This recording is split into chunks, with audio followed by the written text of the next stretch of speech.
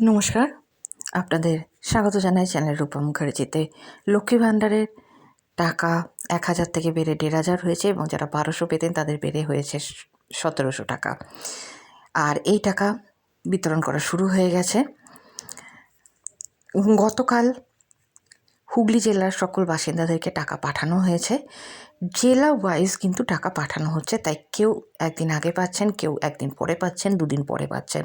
সেই কারণে এটা হচ্ছে, এই নিয়ে কোনো দুশ্চিন্তা করবেন না। হ্যাঁ, দুশ্চিন্তা তখন করবেন যখন আপনি দেখছেন যে আপনারই বাড়ির পাশে যারা আপনারই সাথে অ্যাপ্লাই করেছিলেন তারা টাকা পেয়ে গেছেন, আপনি পাচ্ছেন না।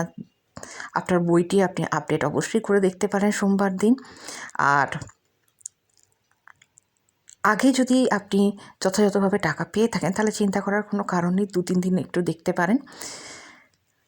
দ্বিতীয়, যদি এরকম দেখেন যে কেউ ১,০০০ টাকা পেয়েছেন, আবার বাকিরা সবাই ১,৫০০ টাকা পেয়ে গেছেন, যেটা হওয়ার কোনো সম্ভাবনা নেই, তবুও যদি কারোর সাথে এরকম ঘটে থাকে তাহলে তিনি কিন্তু এসডি অফিসে গিয়ে যোগাযোগ করতে পারেন, বা যেখান থেকে তিনি অ্যাপ্লাই করেছিলেন সেই কর্তৃপক্ষের সাথেও কিন্তু তিনি গিয়ে যোগাযোগ করতে পারেন। না হলে দুশ্চিন্তা করার কোনো কারণ নেই। কেননা টাকা যখন পাঠানো শুরু হয়েছে তখন ধীরে ধীরে সকলেই পাবেন। টাকাটা এই মাসে পাঠাতে এতটা দেরি হলো কেন? তার কারণ বাজেট ছিল, আর বাজেটের জন্য এই টাকাটা দেওয়া থমকেছিল।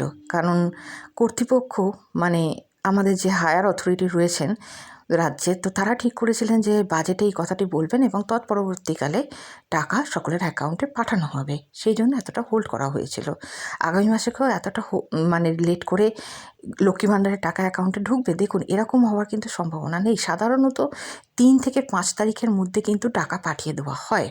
এ মাসেই একটু ব্যতিক্রমী হয়ে ৬ তারিখ হয়ে গেছে, ৭ তারিখ হয়ে গেছে।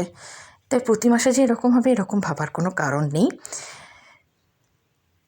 ১,৫০০ টাকা সকলে পাচ্ছেন, আপনিও পাবেন।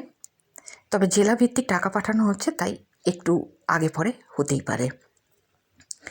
দুশ্চিন্তা করবেন না, সঙ্গে থাকুন। নতুন আপডেট পেলে আপনাদের সাথে শেয়ার করব। দেখা হচ্ছে পরের ভিডিওতে। ধন্যবাদ, নমস্কার।